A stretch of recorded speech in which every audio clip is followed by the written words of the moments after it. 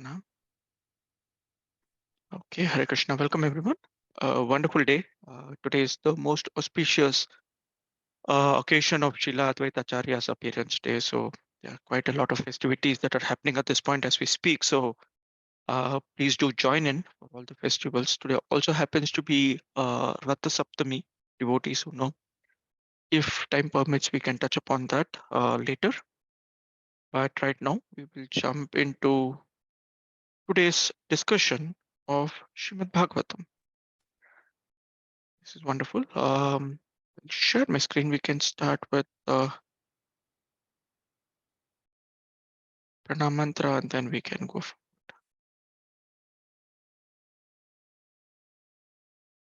Om Namo Bhagavate Vasudevaya. Om Namo Bhagavate Vasudevaya.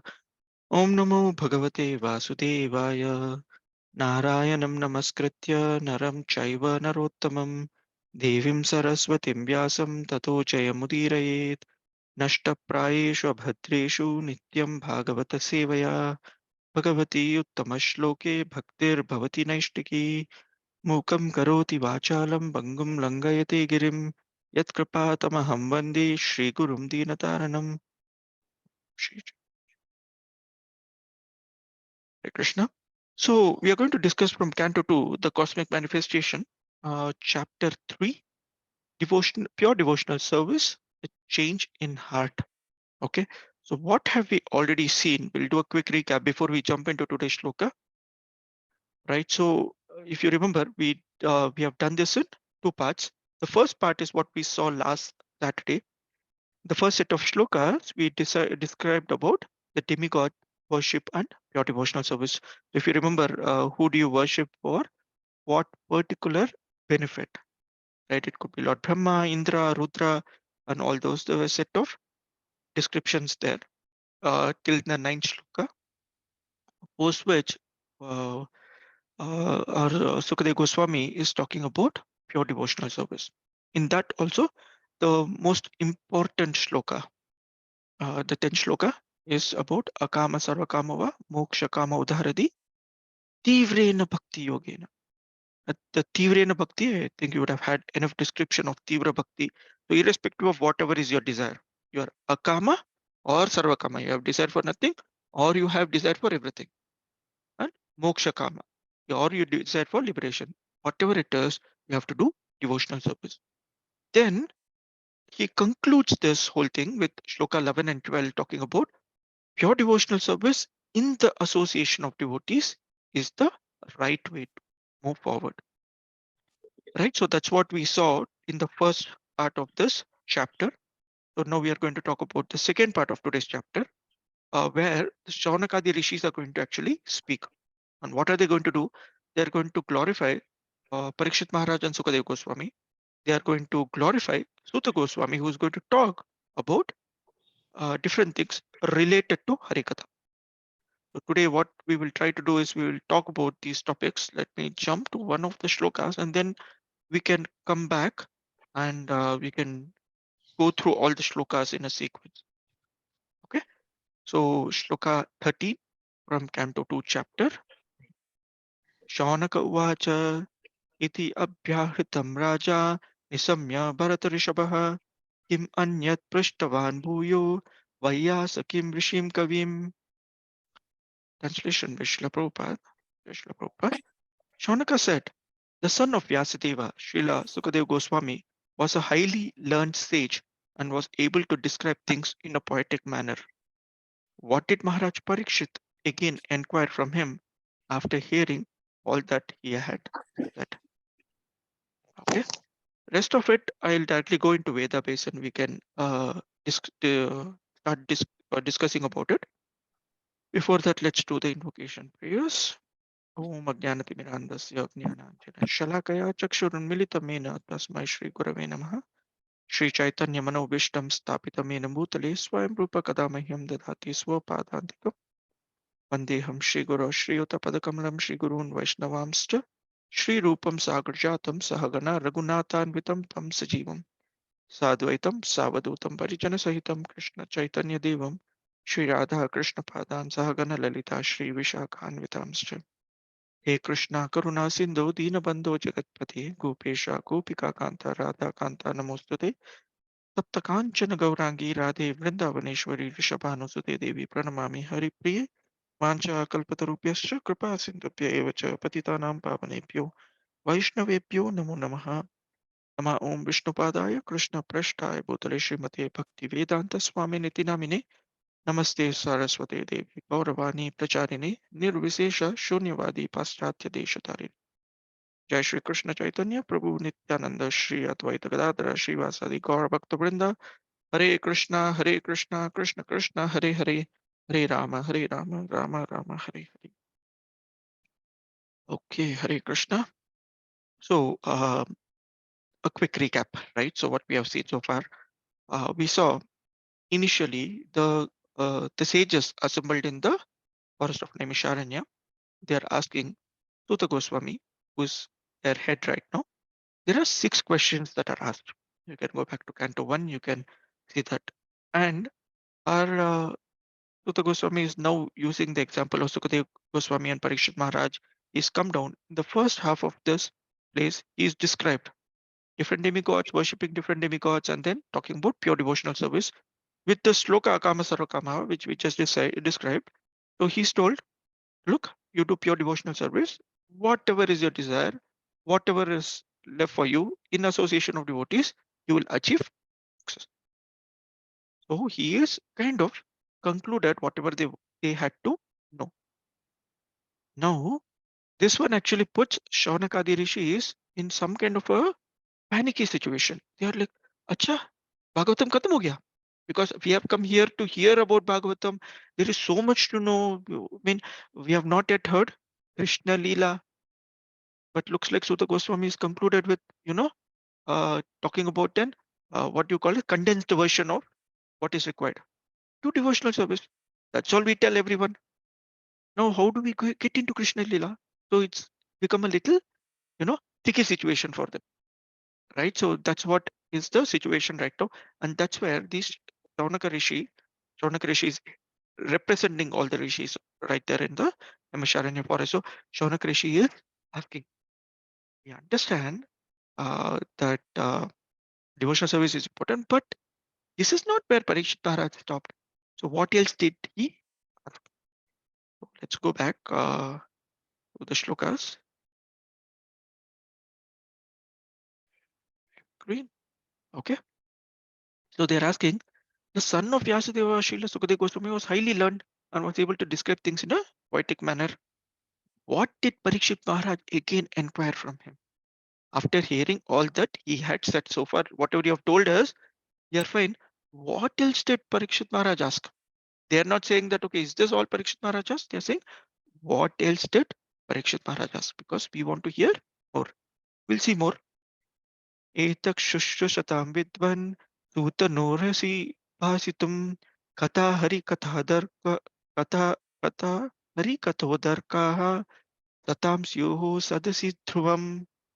O learned Suta Goswami, please continue to explain such topics to us because we are all eager to hear.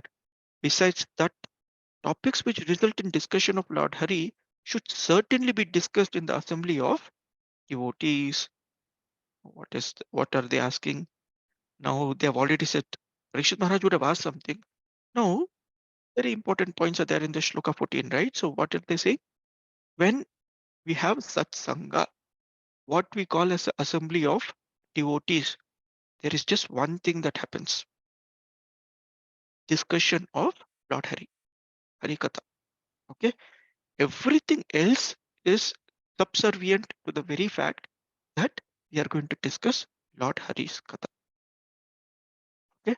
So when we say even mundane things, we can always devoteal in the service of Krishna.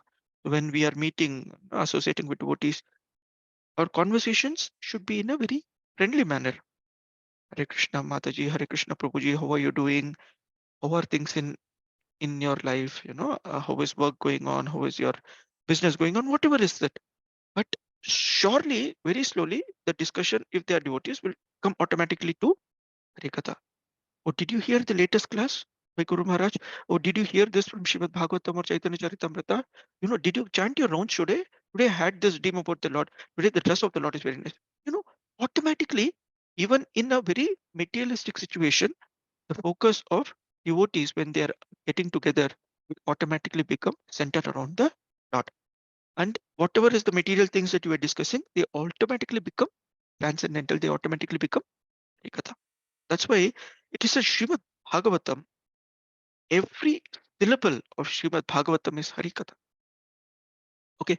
A little later, we will talk about different animals that come in Srimad Bhagavatam in a very, actually not very pleasant way. Even their presence in Srimad Bhagavatam is auspicious. And why I will actually come there and we will see that, right? So we actually are creating everything else so far, whatever is being discussed, all the technical discussions. So we have seen so far, right? So in Canto 1 and in the beginning of Canto 2, even here in Canto 2, previous chapter, we saw the Lord in the heart, the description of Paramatma, the planetary systems, right? So we discussed this a few days back, how the planetary systems are there, what is Lord Brahma doing, and so on. Okay. All these are like, in a hotel, when the server comes and gives you, your soup and the starter. It speaks basically to create the appetite. And what is that appetite for? It's for discussing Harikatha, discussing Krishna's pastime. Okay. Here the word Katha Hari Kathodar Kaha that is used, right? So please speak about those topics that lead at concluding in the discussions of Lord Hari. All of us know the Srimad Bhagavatam has 10 topics, right? Sarga, Visarga, Sthana, Oshanam, Uti, Manvantara, Anukatha, Isha Anukatha, and so on, right? So at the last we come to Ashraya.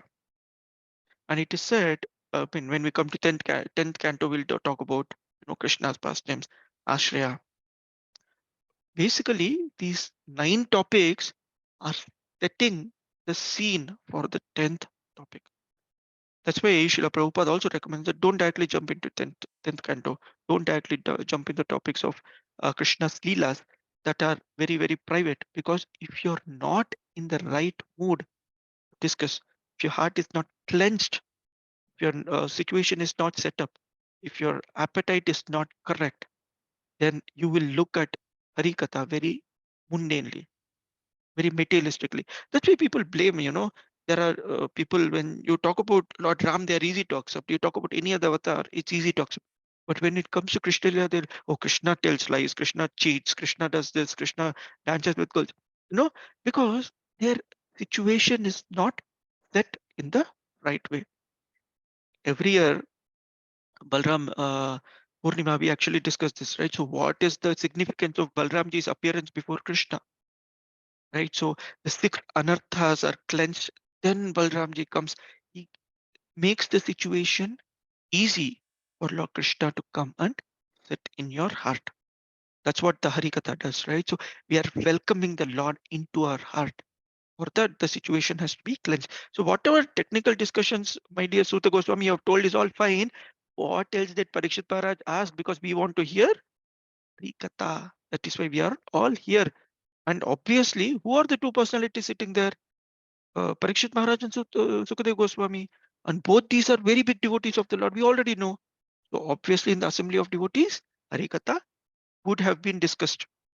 Please talk about this to us.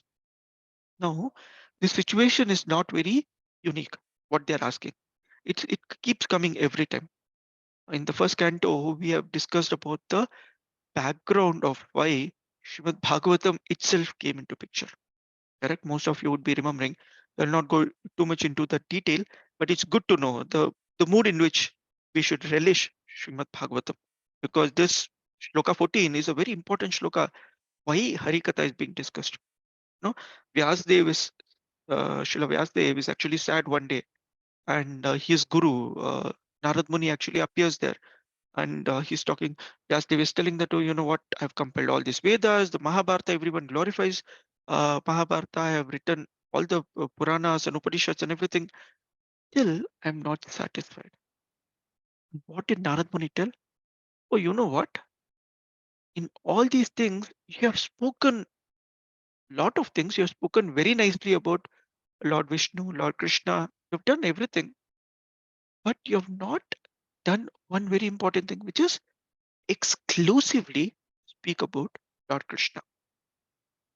If it's not exclusively Krishna, you can never satisfy a devotee soul. My dear Vyasdev, now go and write Srimad Bhagavatam. Bhagavatam means whose source is Bhagavan, right? So everything about Krishna. Everything in Bhagavatam is centered around Krishna. And that is what the rishis, the Shaunakadi rishis want to hear. Okay. So they are telling, please describe to us the Harikatha. Okay. If you're not speaking, please go on mute. We'll continue the discussion. So we finished Loka 14. Um, One thing I always tell in these summary classes is please read Srila Prabhupada's purports, because there is no way we can do justice to reading Srimad Bhagavatam if we don't read Srila Prabhupada's purport. And when we have 15 shlokas to cover, it's very difficult to read purport. So please go back. Please take time and read Srila Prabhupada's purport. So I'll move on to text 15. स वै भागवतो राजा पाण्डव्यो महारथः बालक्रीडानकैक्रीडन् कृष्णक्रीडं आदये. Maharaj Parikshit, the grandson of the Pandavas, was from his very childhood a great devotee of the Lord.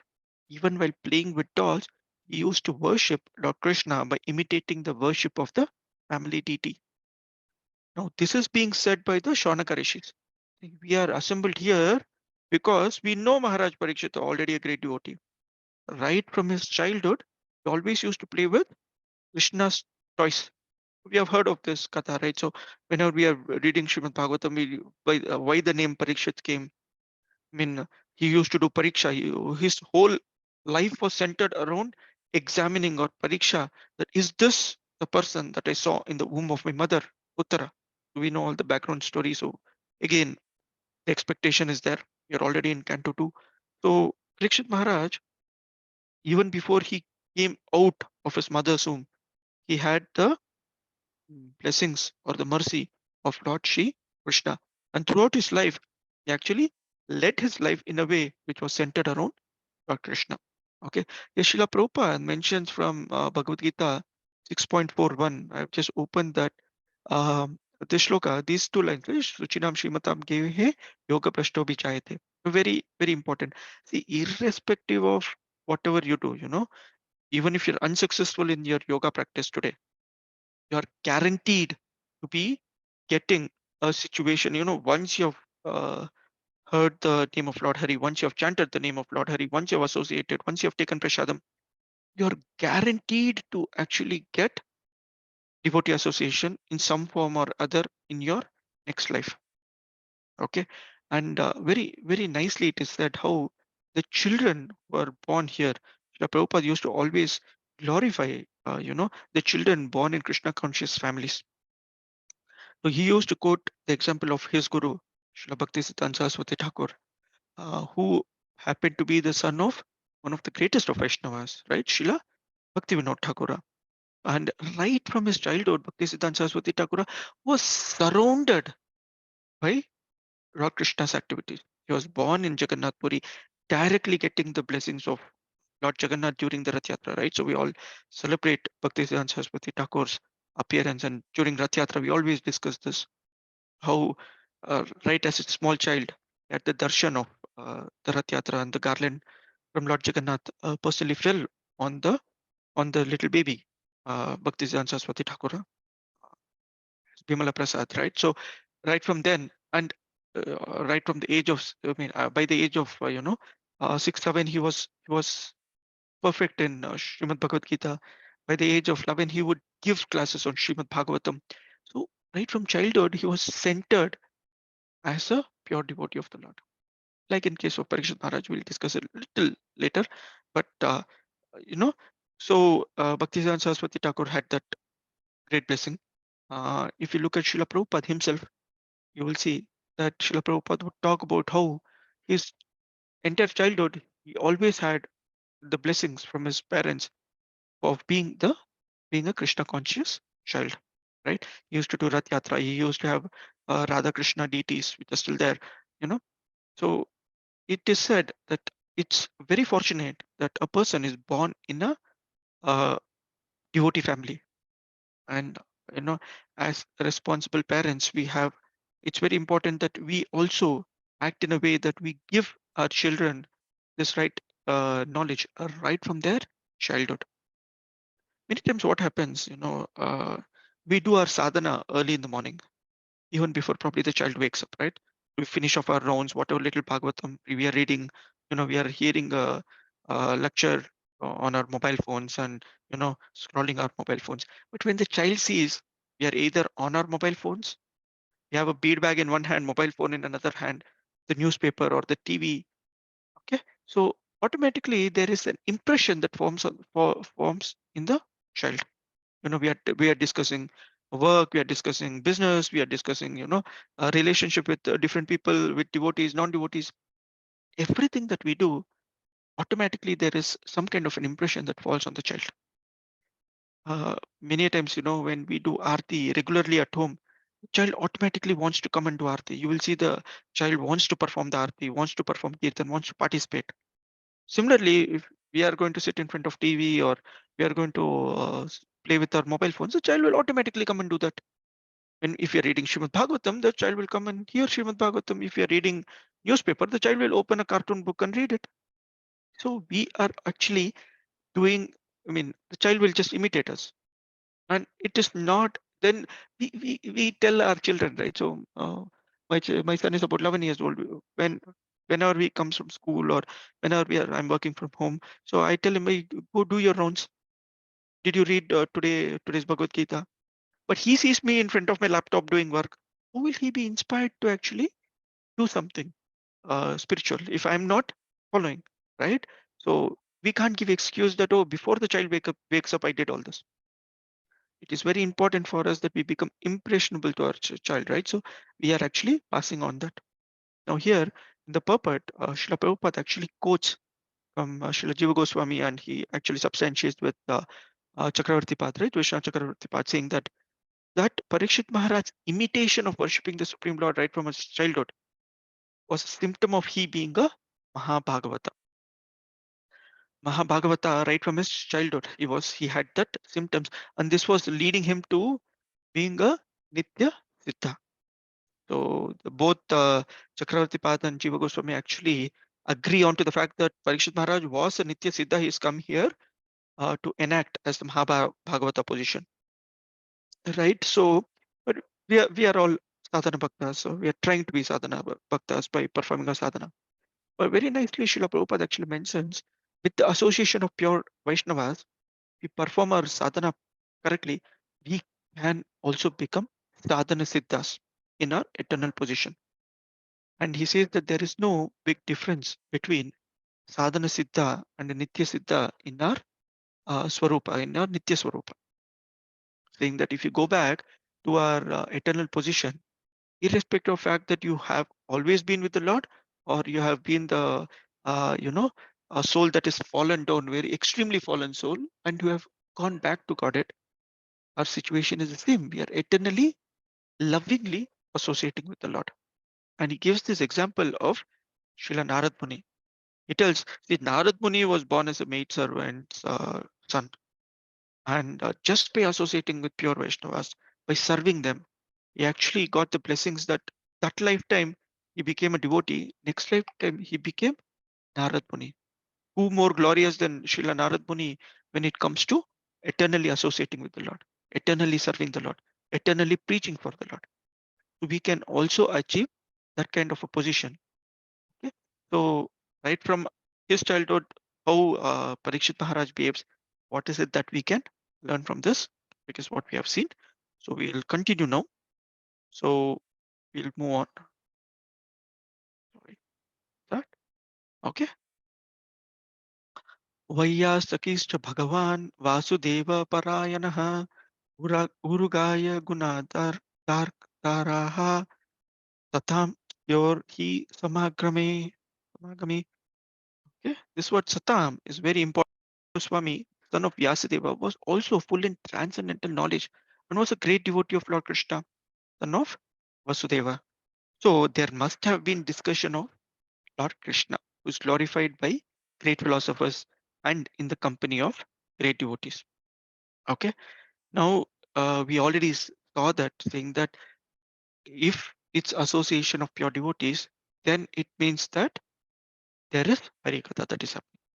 Okay, so here the topics of hearing about the son of Vasudeva is that it's very important. See, both these qualified people are sitting, then obviously we hear this. So in the first canto, we have seen this very nice shloka, right? Shrunvatam Swakata Krishna, Punya Shravana Kirtana, Hridayantasto hi abhadrani vidunoti swatsata. What does it mean? It means that look, if we are hearing Srinvatam Swakatha Krishna, if you are hearing about Lord Krishna's pastime, what happens? Your heart becomes cleansed of material enjoyment, the need or the desire for material enjoyment. Okay, automatically you will want to hear more and more about the topics of Lord Shri Krishna. Okay, automatically this will happen. If you see, it is about understanding how much are we connected to Krishna. How much do we want to hear? You know, I like this morning sessions, Nityam Bhagavad Gita that we are reading or Bhagavatam that we are trying to discuss, because it gives us an avenue or gives us an opportunity to hear a lot. And when we do it early in the morning, right? So when we finish our rounds in the morning, when we hear Hari Katha early in the morning, it actually cleanses our heart. The topics of Lord Krishna are very, very clear. They actually are going to beat up all the material desires in our heart. That's what we said. No, you will have Krishna sitting in your heart only if the six anarthas are gone by and Balramji comes and establishes full strength for Krishna to be seated there. Okay. Now, there is nothing else that we need to hear but the holy discussions of Lord Krishna's Harikatha. Now, very interesting point when I was hearing about a lecture on this particular topic. It talks about, see, Lord, this Harikatha steals away one's lifetime. Sorry, any activity, if we don't focus on Harikatha, it steals away our lifetime, which means it's avyartha kalatvam. Okay, uselessly spent. The time is uselessly spent. So Srila Rupa Goswami actually talks about the six kinds of activities that actually holds us back on Krishna Katha. If you remember, what are they? Atyahara prayasascha, prajalpo niyamagraha, janasangascha laulyam cha, shadbir bhakti vinashati. Six activities are vinashati. They are bhakti vinashati. They are actually taking away our bhakti. What are they? Atyahara, prajalpa, whatever we do. Niyamagraha. Basically, the the moment you have mood to accumulate more than required, the moment you want to discuss topics away from Krishna, very very important, right? Prajalpa. We don't we don't really realize how much we waste our time by doing prajalpa, thinking that, oh, I am talking to devotees, I'm associating with devotees, and what are we talking? You know what? This Mataji said this, that Prabhuji is doing like this. You know, they are not doing their service nicely. Today, in the class, no, that person did not give any example. He was talking about something which was not relevant. We actually have such comments. And whenever the comment is not to progressively improve the situation, it's okay to tell today the Rajbhog could have been better because today that little salt, no, the Krishna did not probably, you should not probably like it. But if Krishna said, I'm okay to take it with that more salt or without salt, not that I then go and fix it, right? It's okay if the mood is to improve the situation. But if you're just going to have comments on it, that's Rajalpa. Many times devotee association, we talk about various things, right? From politics to, whatever other topics, not only centered around Krishna, centered around anything that's happening. So these things actually avyartha kalato. They actually are useless waste of time. So in simple, every activity that we do, we should know for ourselves. We should ask ourselves, is this centered around Krishna? Is this for Krishna? Or this is not for Krishna? Right? So again, here, whatever we are hearing is centered around Krishna or not centered around Krishna. So we should be clear on that. So obviously, when pure devotees meet, pure devotees meet, the topic will automatically be about Krishna.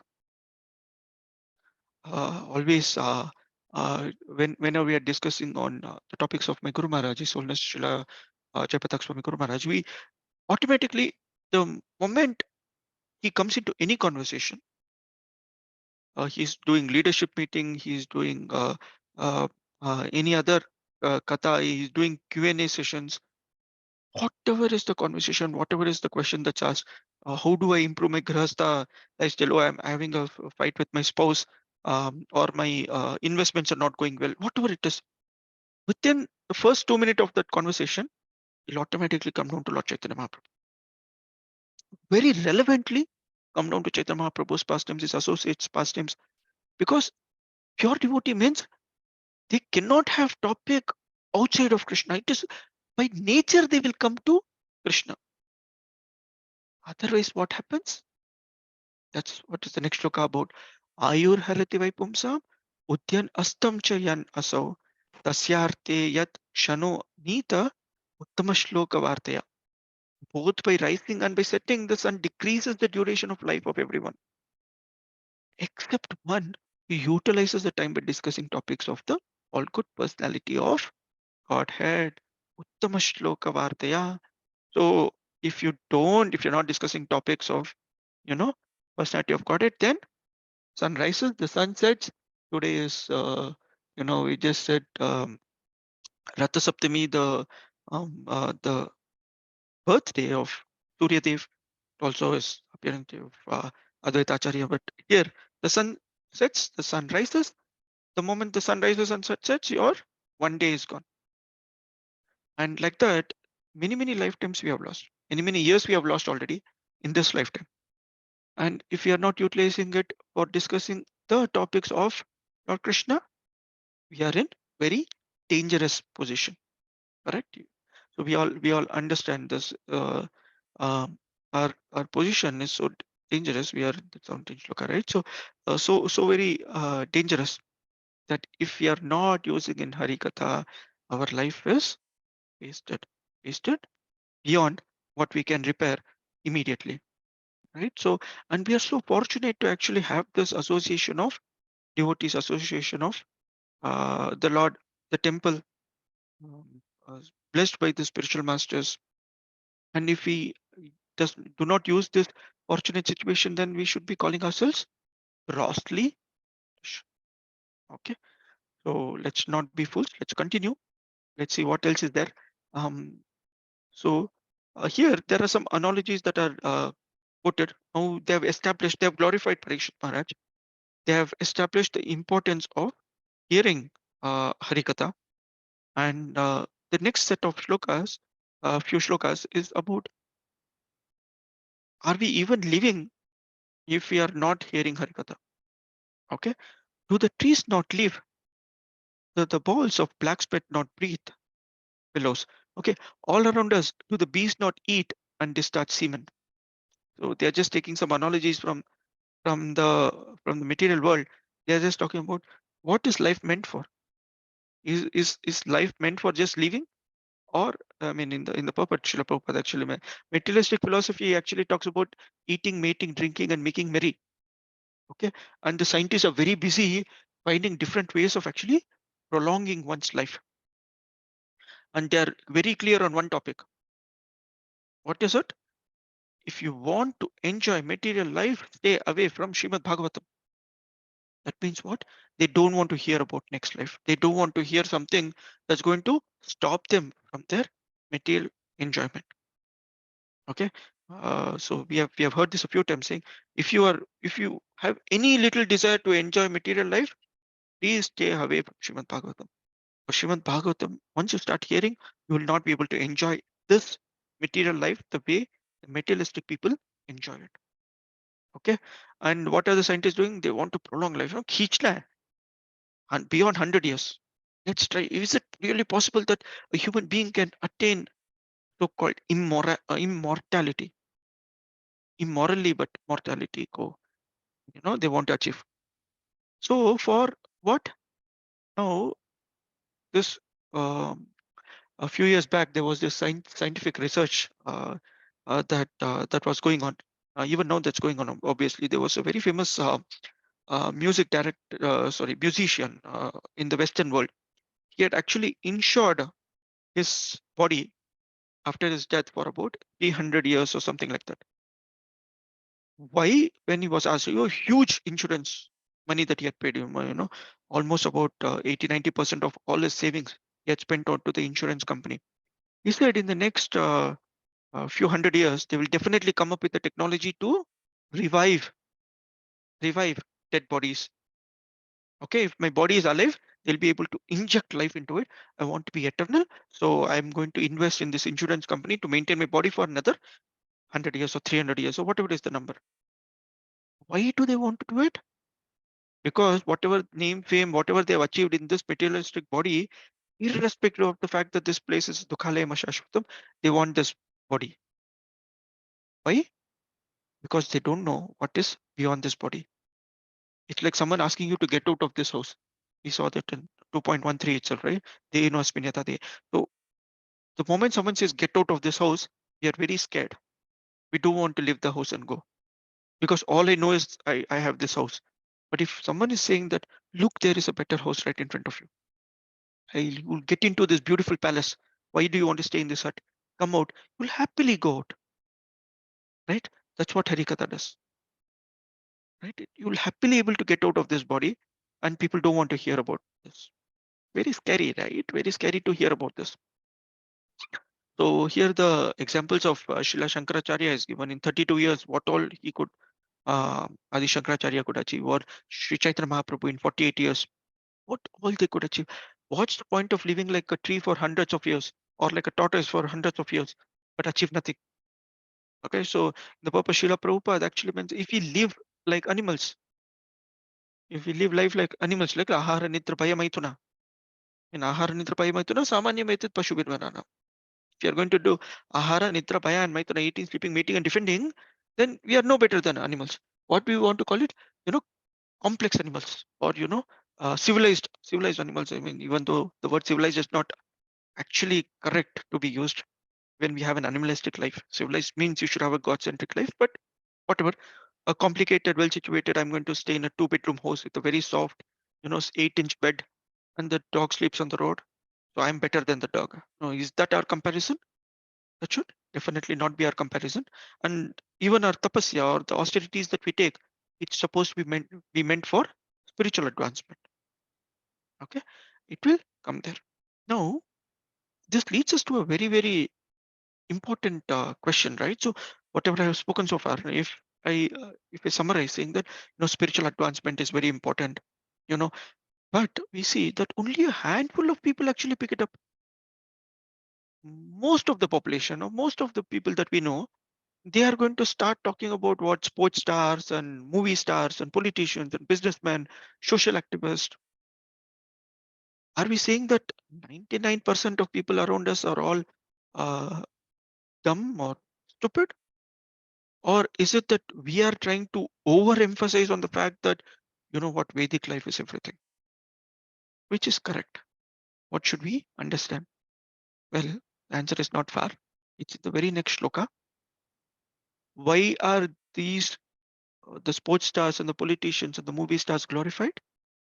Men who are like dogs, hawks, camels, and asses praise those men who never listen to the transcendental pastimes of Lord Shri Krishna, the deliverer from evils. Pastimes of Lord Krishna delivers us from evils, right? But the general mass of people, they appreciate each other. Nobel Prize to another, to a person who has found something this time. Uh, you know, Peace Prize to someone who is actually propagating war. You know, Best of literatures who is writing fictional stories. You know, the strongest man alive, the whatever, the smartest man alive. Everyone gets a prize. And who's praising them? That's what it is said. Men who are like dogs, hawks, camels, and asses. And right in the beginning, I was mentioning, getting someone's name in Srimad Bhagavatam is not easy.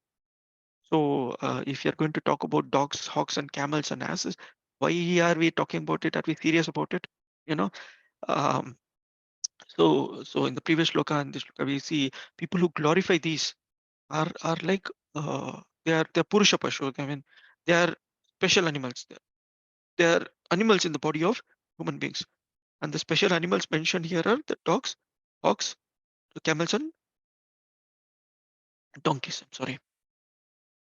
What is so special about these four? Very nicely it is mentioned. So yeah, let me stop sharing. Um, what are these four animals? Let's start with dogs. What do the dogs do? Okay, they are faithfully serving their masters if they have masters. Okay, but the their master itself is usually the low serving masters. And so थोड़ा फेंक दिया बस हो गया. Of course, today the situation is trying to be so improved that they have special beds to special doctors to special vacation homes for these dogs. Basically, they're serving low masters for meager rewards. Okay? What we call it, low intelligent humans, right? So when we are comparing the humans to dogs because we are low intelligent, we are serving someone for something which has got insignificant, insufficient reward. Okay, like a dog. Dog also has other properties. I think most of us know. So we could probably look into it. But basically today, I mean, we can talk about dogs being beloved to people, but the connection here is dogs are pretty dirty, low class animals. Srila Prabhupada always mentioned we should not have a dog at home. Sorry if any of you have a pet dog at home, but Vaishnavas are not recommended to have dogs at home. They are considered to be pretty dirty. We are recommended to have cow. Difficult for people like us in Bangalore, but yeah, not dogs, please. So let's move on. Because the second animal that's mentioned here are the pigs, the hogs. What is it indicating? What does the pigs do? The easiest, the biggest quality. It loves the hot halwa, right? So people who do not discriminate in what they are eating, they are compared to these pigs. Krishna Prasadam or no food. Okay. Uh, Not necessarily talking about meat eaters. Meat eaters are among the lowly, unqualified people who eat meat. But people who don't take Krishna Prasadam are also eating without discrimination, right? So the more we are tempted to eating no, non-Krishna Prasadam, the more we are like these animals, the special animals of Srimad Bhagavad. Okay, we are calling unqualified people. I mean, at this point, I always think I'm so fortunate, so blessed that we have association of Jagannath temple, right? So, I mean, Prashadam is one thing that our temple is always famous for, and we get varieties of Prashadam. Devotees, association of devotees also means that we get varieties of Prashadam. We get Bangla style food, we get the Marwari style food, we get South Indian style food, whatever we want. And all these are Krishna Prasadam. So, ISKCON at least doesn't propagate uh, so much renunciation in terms of food. So we should know what is the limit and how much we should take. But again, we are fortunate to have Prasadam. Okay, so that's there. Let's move on. What's the third animal? Camels. Camels is pretty interesting because very rarely we come across camels, right? So camels is not something that we every day see or we don't know what is their quality. But one thing with camels is obviously the camels. Where do they come? They come in the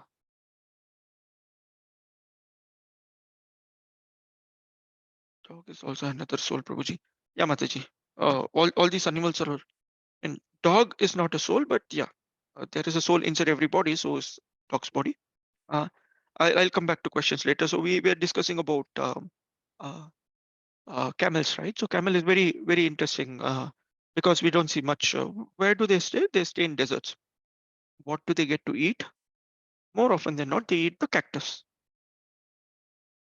What is this cactus? Cactus, you have seen the plant cactus. It's got a lot of thorns on top of it. Are they very tasty? The cactus by itself is not very tasty, but the camels love it. Why? The camel bites into this thorn the thorn actually makes holes in its tongue, and the blood starts coming out of it. And the camel is enjoying its own blood. Interesting analogy, right? So this is why camel is used. Right? It eats thorn and it takes pleasure in its own blood. Would we understand this from our situation or human situation that we are in? Okay, the sex life. The discharge of semen is nothing but our blood. The sex life or the attachment to sex life actually sucking our own blood and trying to take pleasure out of. Okay. Um, there are lots of research that's been done around it, about discharging of semen and how it actually affects one's intellectual intellect and all that. You know why the brahmacharis in the temple are so effulgent, so knowledgeable when it comes to the Vedic scriptures. Because they try to at least not release the semen, so not enjoy their own blood, right? So like that, we should also be very careful in how much we are trying to enjoy uh, from the materialistic situation that we are there in. Uh, 60 days is one thing, but also the other way to look at it, from you know our own blood being sucked out. Our material situation is like that. It could be our work, it could be our family, it could be our children. They're all sucking away a little bit of our blood, anyways. And because it's my extended family, like Srila Prabhupada mentions in Bhagavad Gita, the skin disease of this is mine and this is meant for my enjoyment. We are actually seeing this is my child, this is my spouse, this is my office, this is my society, my country, whatever, whatever, whatever. And they are sucking our own blood and we think that is giving us pleasure. Intelligent people, we understand Dukhalaya Shashvatam and try to get out of this situation. What's the next animal? Let's move on. In the interest of time, the next animal is the ass, donkey. We all know this, right? So it's very very common. So work very hard for the master. Don't even have the basic intelligence that look without the master also I can get my own food. All I'm looking for the grass. He waits for the master to come and give the grass, doesn't ask for anything. There is no aim for life. They don't even know. I mean, the lowest of intelligence we have already seen about Muda. The description is also there in Srimad Bhagavad Gita, right? Saiva Gokaraha. We actually talk about the asses there as well. The other example that we always talk about is, how the ass tries to enjoy sex life. The female ass is continuously kicking the male as male donkey, and the donkey still wants to come and enjoy. It's getting hurt, it knows it's getting hurt, it still wants to enjoy. Like that, we know that we are actually having or going through this trouble, but we still want to seek enjoyment here. And the more you want to seek this, you're actually living an animalistic life. Purusha Pashu. We are not human beings, we are actually animals in the body of human beings. Very nice. No, so what was the shloka? It actually spoke about, where did we live? It spoke about men who actually praise others, materialistic people, and take them as inspirations. They are also like these animals only. Okay. Dogs ka, the other example that's given is about no vacancy. We are being kicked out. Time place situation today again, there are people that are losing their jobs. They're running from door to door trying to seek, will you please hire me? They carry a biodata and say, I'll be serving you like a dog. Please, actually, hire me. So we have another five shlokas. We have another 10 to 15 minutes. So the next four shlokas are going to talk about different limbs of our body and what happens if we don't use it in Krishna's service, specifically the service of hearing Harikatha. Okay. So the context we are very clear. The Shaunakadi rishis now want to hear Harikatha. They are saying that if we don't hear, then what is the use of our ears, our eyes, our tongue, our legs, our hands, our body itself? Okay. So what I'll do is I'll probably read the translation of the next four shlokas, and each of these limb, there are little descriptions that Srila Prabhupada mentions in the purport. We'll quickly cover those. Okay. Each anga will take it separately and we'll try to cover. one who has not listened to the messages about the powers and marvelous acts of the personality of Godhead, and has not sung or chanted loudly the worthy songs about the Lord, is to be considered to possess ear holes like the holes of snakes and the tongue like the tongue of a frog. Should I read all four, or okay, we can take one shloka at a time. Should be fine. So firstly, don't hear Harikatha, then my ears are just like the holes of the snakes, right? Here is ears are one of the most important organs in our body, right? Even when we are asleep, our mouth is closed, our eyes are closed, but the ears are always open. A little sound, we immediately turn. Okay, even while we are hearing, if there is some sound somewhere, our attention immediately goes there. So it's very important that we use it for hearing Harikatha. Otherwise, what is the use of holes where snakes live? It's just dangerous. A tongue. So this example we have seen in Bhagavad Gita as well, right? So our tongue, if it's not used for chanting the holy names of the Lord, they're just like frogs croaking. What does the frog do? It croaks and it invites death. It invites the snake to come and eat me. It tells, here I am, come and eat me up. The same tongue can be used to invite death, or it can be used to invite eternality. That is Harikatha, or the holy names of the Lord, the chanting of the holy name of the Lord, praising the Lord, praising the devotees of the Lord. Okay. In this case, I definitely remember I was just hearing a class on the 26th where this wonderful example was given how Lord Ram, after he came back to Ayodhya, he was praising each and every devotee because they had all served Lord Ram in bringing back Sita Maya to the service of Lord Ram, right? So to the association of Lord Ram. When Lord Ram was praising everyone, he actually did not praise Hanumanji. He did not, bring up Hanuman's topic because there was so much that Hanumanji had done that Lord Ram did not have words to actually glorify Hanumanji. Now, in this case, when Hanumanji, every devotee was there around Hanumanji. Hanumanji said, "Please, please, please, don't tell anything about me. I've done nothing. You know, look at all the other people. How much they have served you. Look at Angad.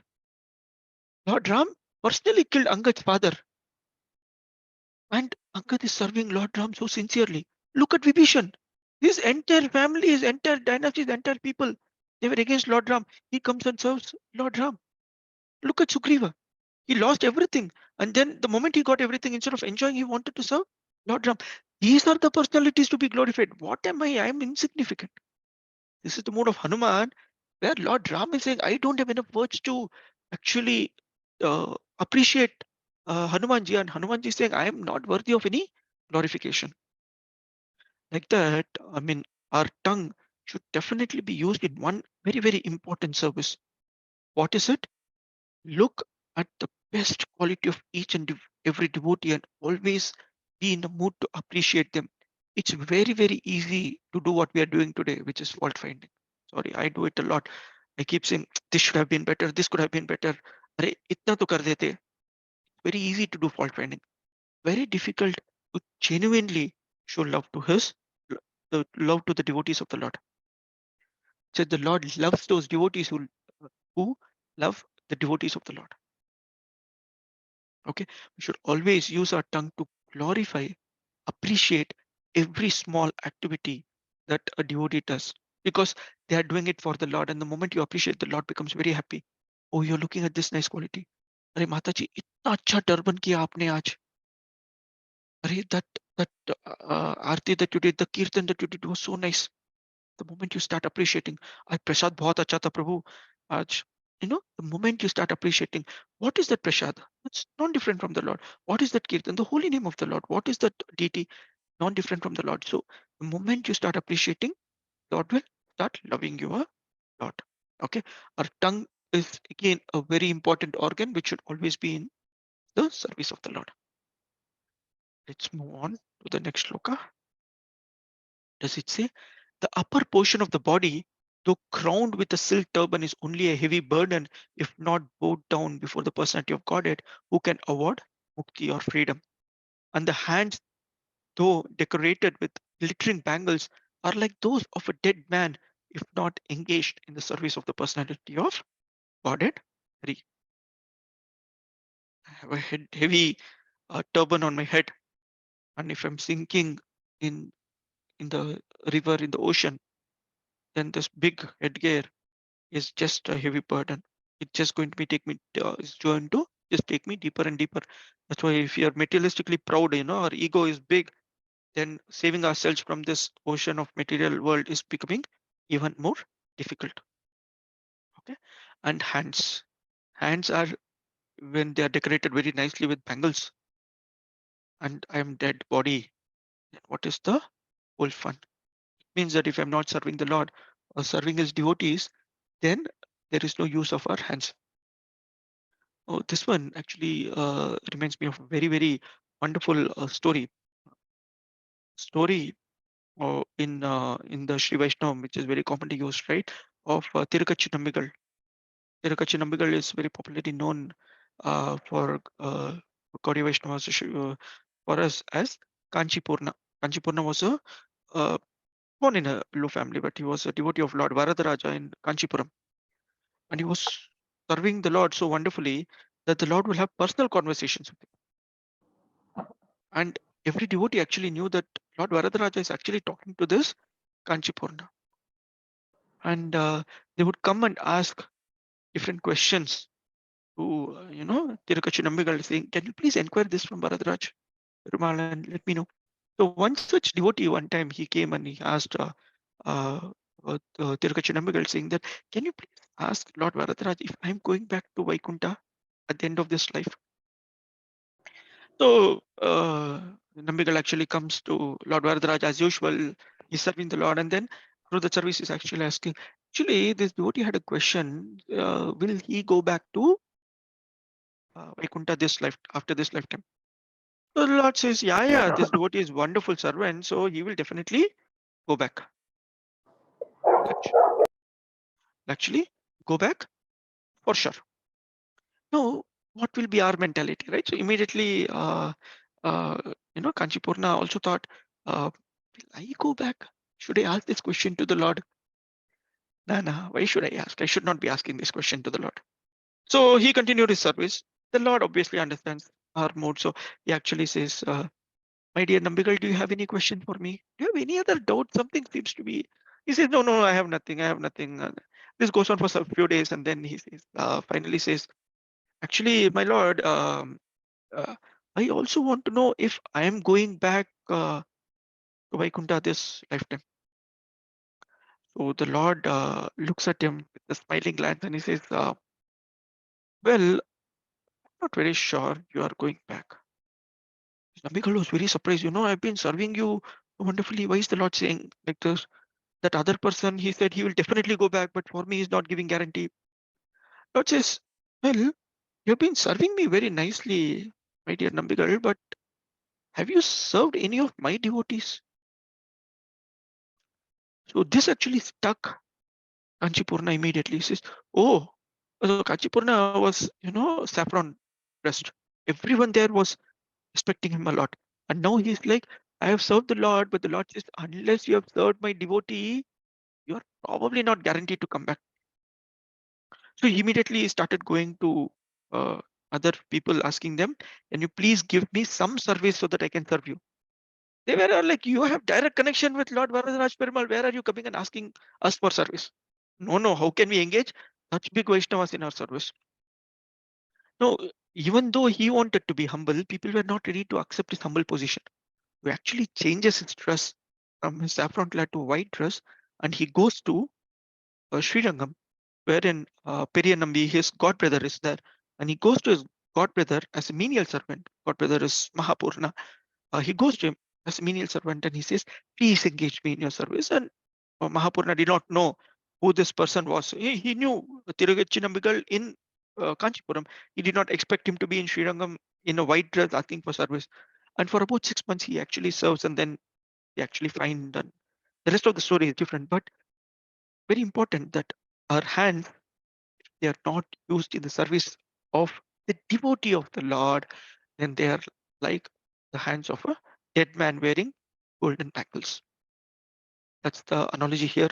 Very important that we actually find opportunity wherein we can actually go and serve the devotees of the Lord. Okay, anytime you get any service, please take it. Do not hesitate. Okay, don't talk about qualification. I'm not qualified to do this service.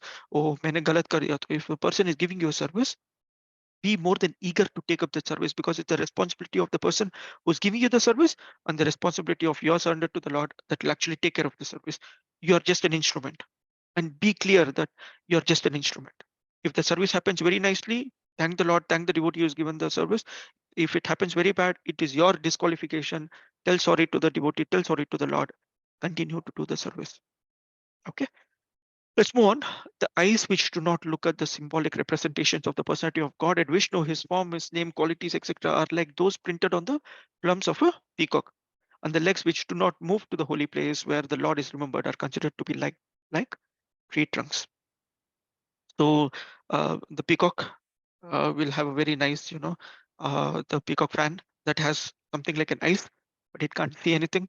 If you're not actually seeing the form of the Lord, the name qualities you don't appreciate that of the Lord, and they are useless. Your eyes are useless, and your legs again, if they are not going to the dham, going to the temple, then they are again useless. Going to serve the Lord, they are actually useless. And when we say going to the dham, going to the yatra, it's not going to a picnic. It's not about sightseeing. But we should have that faith that coming here will actually regenerate. I mean, every time, every year, we try to go for at least two yatras, to Sridham Mayapur and Vrindavan Dham. So why? Because it actually recharges us for the next 6 months, and then again go back again next 6 months. You know, our legs are supposed to be used for going, visiting the Lord, going to the Dham, serving there. We already saw that our hands are supposed to be used, and now we see here our legs are to be used. We are just hitting out on time. We have a couple more shlokas. The person who has not at any time received the dust of the feet of Lord's pure devotees upon his head is certainly a dead body. And the person who has never experienced the aroma of the tulsi leaves from the lotus feet of the Lord is also a dead body, although breathing. So what are we?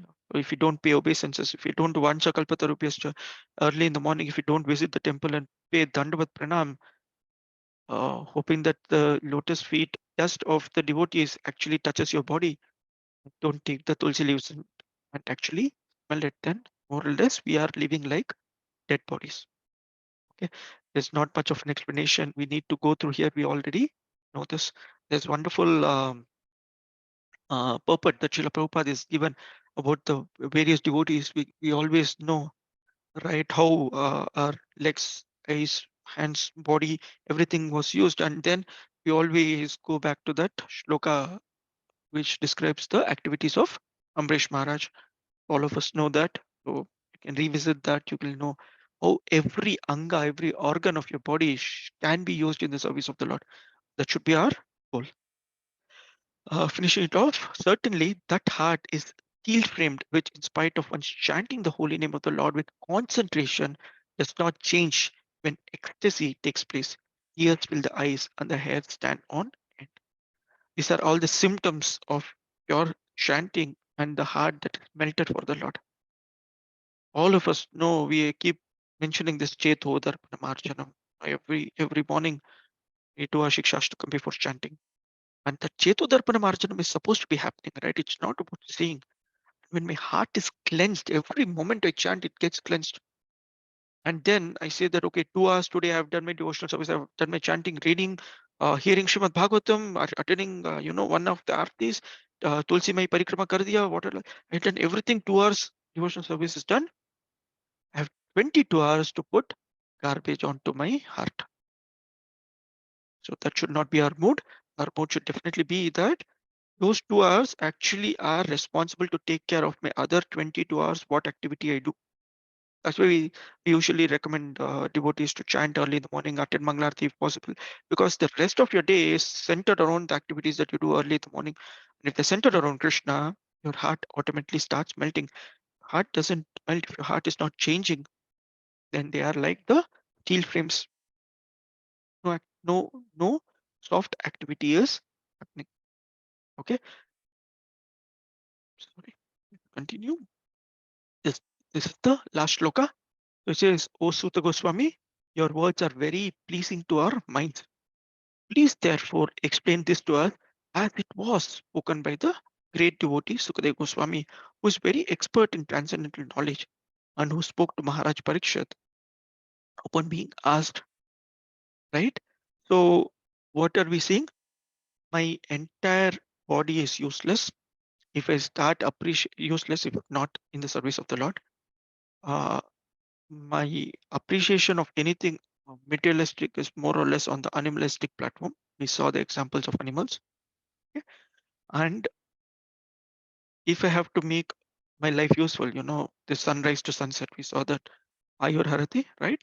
If I have to make my life useful, then irrespective of the duration of life, 48 years of Mahaprabhu, 32 years of Adi Shankaracharya, or hundreds of years of trees, or all the tortoises, you know, I my life will be useless if I'm not doing what? Harikatha. So therefore, please speak Harikatha. Okay, that is the request by these sages of Naimisharanya to Shila Suta Goswami. Okay, what is the one thing that's unacceptable for a devotee is that, see, very simple. If you're a free citizen of a country, irrespective of what they promise inside a jail, okay, quality of jail, good food and whatever you get, irrespective of VIP jail and all that, a free citizen does not want to be inside a jail. He wants to be free.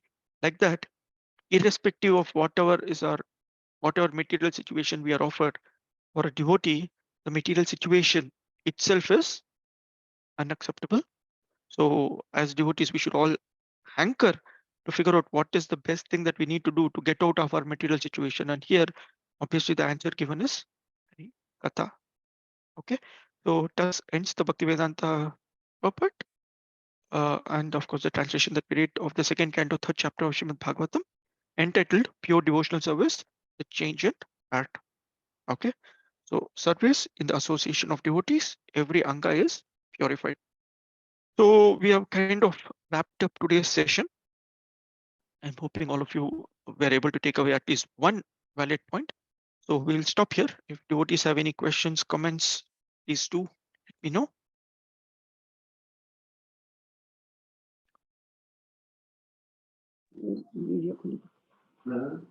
Hare Krishna Prabhuji.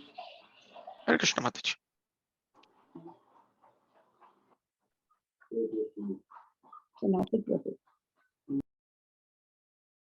Yes. Hare Krishna Prabhuji. Thank you, Prabhuji. Dandavat pranam. Thank you very much. Thank you, Mataji. Thank you, everyone. If there are no questions, then today is Advaita Acharya's appearance day. We have celebration at temple starting in about 2 hours from now. Please do join in for Kirtan, Katha, Pushpanjali, and of course, wonderful Prashadam. So there's fasting till noon. So requesting all of you to also take fasting, and of course, auspicious day. Please do chant more, hear more as much as possible. Thank you all for joining in today. Thank you, Anand Rup Govind Prabhu, for giving the opportunity. Hare Krishna. Thank you, Prabhu. Very nicely explained, Prabhu. Thank you very much. Hare Krishna. Sri Hari Prabhu, any announcements are there? Hare Krishna. Yes, we have an announcement that on tomorrow we have this secret of success life coaching with